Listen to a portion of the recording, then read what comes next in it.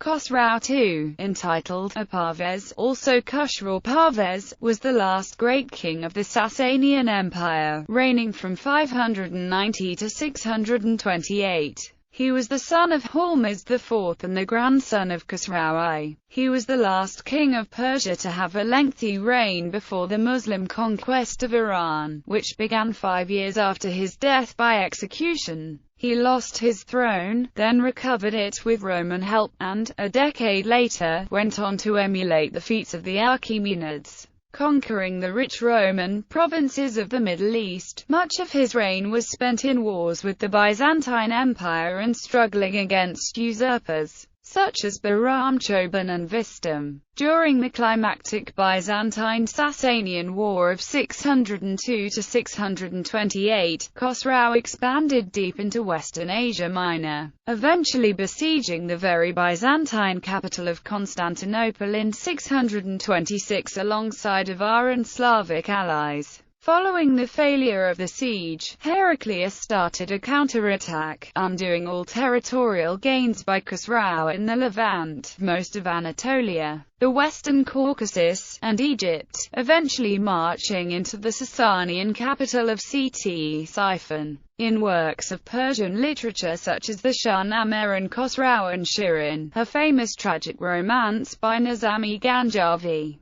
a highly elaborated fictional version of Khosrow's life made him one of the greatest heroes of the culture, as much as a lover as a king. Khosrow and Shirin tells the story of his love for the Aramaean princess Shirin, who becomes his queen after a lengthy courtship strewn with mishaps and difficulties. Biography. Early life. Khosrow II was born around 570. His father was Hormuzd IV and his mother descended from the Ispabadan from Parthia. His mother's two brothers named Vinduyi and Vistam were to have a profound influence in Khosrow I's early life, personality and skills. Historian Muhammad ibn Jarir al-Tabari describes him as excelling most of the other Persian kings in bravery, wisdom and forethought, and none matching him in military might and triumph, hoarding of treasures and good fortunes, hence the epithet Parvez, meaning victorious. According to a legend, Khosrow had a Shabstan in which over 3,000 concubines resided.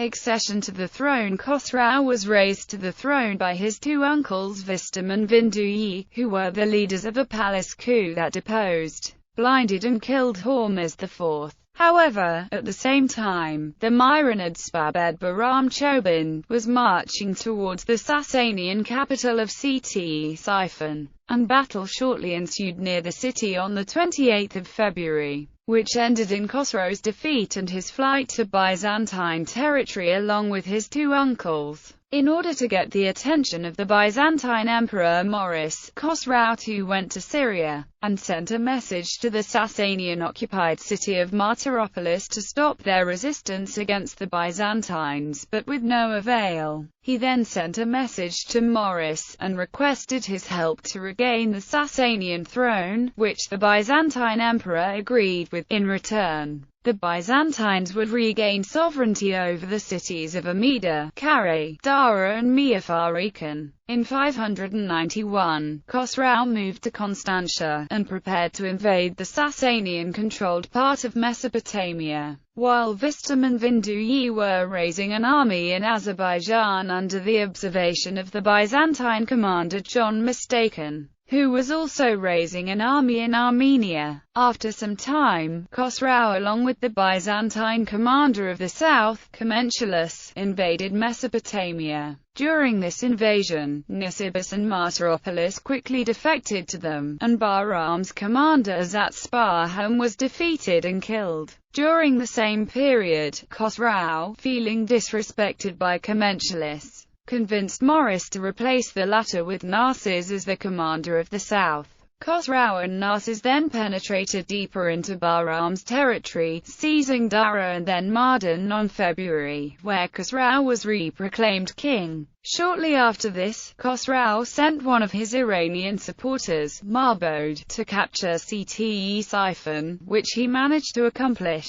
Meanwhile, Khosrow's two uncles and John Mistaken conquered northern Azerbaijan, and went further south in the region, where they defeated Bahram at Blerethon, who fled the Turks of Fergana. However, Khosrow managed to deal with him by either having him assassinated or convince the Turks to execute him. Peace with the Byzantines was then officially concluded. For his aid, Maurice received much of Persian Armenia and western Georgia, and received the abolition of the subsidies which had formerly been paid to the Sasanians. Rebellion of Vistum. After his victory, Khosrow rewarded his uncles with high positions. Vinduyi became treasurer and first minister, and Vistum received the post of Sparbed of the East, encompassing Tabaristan and Khorasan, which was the traditional homeland of the Ispabadan. Soon, however, Khosrow changed his intentions. Trying to disassociate himself from his father's murder, he decided to execute his uncles. The Sasanian monarch's traditional mistrust of overpowerful magnates and Khosrow's personal resentment of Vinduyi's patronizing manner certainly contributed to this decision. Vinduyi was soon put to death, according to a Syriac source captured while trying to flee to his brother in the east. At the news of his brother's murder, Vistum rose in open revolt. According to Dinawari, Vistum sent a letter to Khosrow announcing his claim to the throne through his Parthian heritage. "You are not worthier to rule than I am. Indeed, I am more deserving on account of my descent from Darius, son of Darius, who fought Alexander. You Sasanians deceitfully gained superiority over us, the Arsacids, and usurped our right, and treated us with injustice. Your ancestor Sasan was no more than a shepherd." Vistum's revolt, like Bahram's as shortly before, found support and spread quickly. Local magnates as well as the remnants of Bahram Choban's armies flocked to him, especially after he married Bahram's sister Gordia. Vistum repelled several loyalist efforts to subdue him, and he soon held sway in the entire eastern and northern quadrants of the Persian realm, a domain stretching from the Oxus River to the region of Ardabil in the west. He even campaigned in the east, where he subdued two Hephthalite princes of Transoxiana, Shor and Paraioke. The date of Vistum's uprising is uncertain. From his coinage, it is known that his rebellion lasted for 7 years. The commonly accepted dates are California, 590 to 596, but some scholars like J.D. Howard Johnston and P. Pushariata push its outbreak later, in 594 to coincide with the Armenian Vahiruni rebellion. As Vistum began to threaten Media, Khosrow sent several armies against his uncle, but failed to achieve a decisive result. Vistum and his followers retreated to the mountainous region of Gilan, while several Armenian contingents of the royal army rebelled and defected to Vistum. Finally, Khosrow called upon the services of the Armenian Smabat Bagratuna, who engaged Vistum near Kumus. During the battle, Vistum was murdered by Paraioke at Khosrow's urging. Nevertheless, Vistum's troops managed to repel the royal army at Kumus, and it required another expedition by Smabat in the next year to finally end the rebellion. Music. During the reign of Khosrow II, Khosrow II's reign was considered a golden age in music. Before Khosrow II, there were many other Sasanian kings that showed particular interest in music, like Khosrow I, Bahramgir, and even Ardashir I.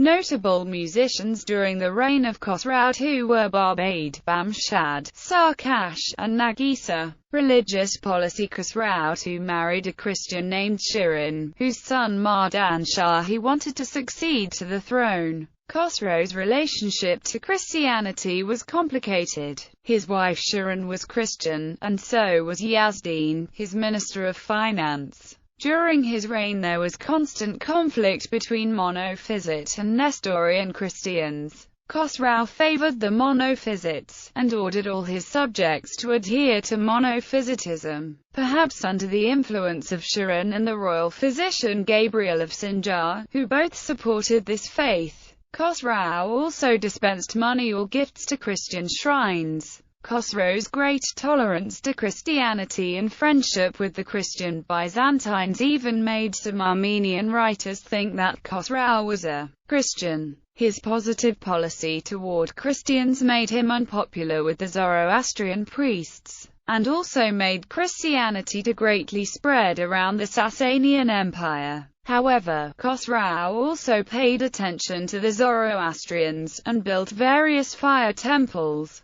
But this did not help the Zoroastrian Church, which was in a heavy decline during the reign of Khosrow, which, in the words of Richard N. Fry, was noted for its devotion to luxury more than its devotion to thought. Deposition of the Lac Mad King in 600. Khosrow II executed Al-Numan III, king of the Lac Mads of Al-Hira, presumably because of the Arab king's refusal to give him his daughter in marriage and insulting Persian women. Afterwards, the central government took over the defense of the western frontiers to the desert, and the buffer state of the Lac Mads vanished. This ultimately facilitated the Muslim caliph's invasion and conquest of Lower Iraq, less than a decade after Khosrow's death. Invasion of the Byzantine Empire. Toward the beginning of his reign, Khosrow II had good relations with the Byzantines. However, when in 602 Maurice was murdered by his general Phocas, who usurped the Roman throne, Khosrow launched an offensive against Constantinople, ostensibly to avenge Maurice's death, but his aim clearly included the annexation of as much Byzantine territory as was feasible. Khosrow II, along with Shah Baraz and his other best generals, quickly captured Dara and Edessa in 604, and recaptured lost territory in the north, which made the Sasanian-Byzantine borders go back to the pre-591 frontier before Khosrow gave Maurice territory in return for military aid against Bahram Choban. After having reclaimed lost territory, Khosrow withdrew from the battlefield and handed military operations to Shah Baraz and Shahan Vamanzadigan. The Sasanian armies then invaded and plundered Syria and Asia Minor, and in 608 advanced into Chalcedon. In 610, Heraclius, an Armenian, revolted against Phocas and killed him, crowning himself as emperor of the Byzantine Empire. He then tried to negotiate peace with Khosrow II by sending diplomats to his court. Khosrow, however, rejected their offer and said, "That kingdom belongs to me, and I shall enthrone Maurice's son, Theodosius, as emperor." As for Heraclius, he went and took the rule without our order and now offers us our own treasure as gifts.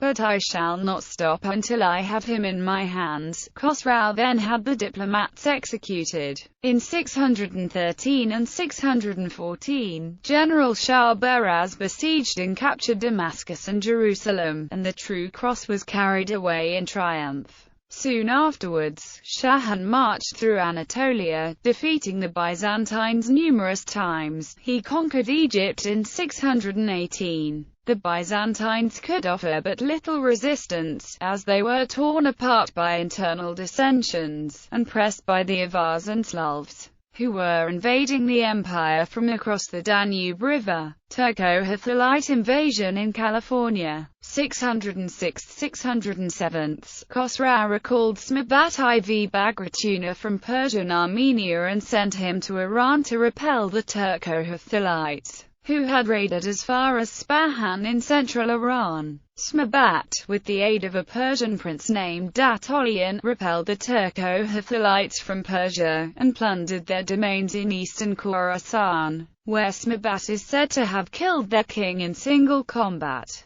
Khosrow then gave Smabat the honorific title Khosrow Shuns, while his son Varaz Tirotz II Bagratuna received the honorific name Javitian Khosrow. Sabios describes the event as invasion and defeat by the Byzantine Empire in 622. The Byzantine Emperor Heraclius was able to take the field with a powerful force. In 624, he advanced into northern Atropatene, where he was welcomed by Farrukh Hormuz, and his Rostam Farrokhzad, who had rebelled against Khosrow. Heraclius then began sacking several cities and temples, including the Ardagushnasp temple. Several years later, in 626, he captured Lazistan. Later that same year, Shah Baraz advanced on Chalcedon on the Bosphorus and attempted to capture Constantinople with the help of Persia's Avar and Slavic allies. In this siege of Constantinople in 626, the combined Sassanid, Slavic and Avar forces failed to capture the Byzantine capital city.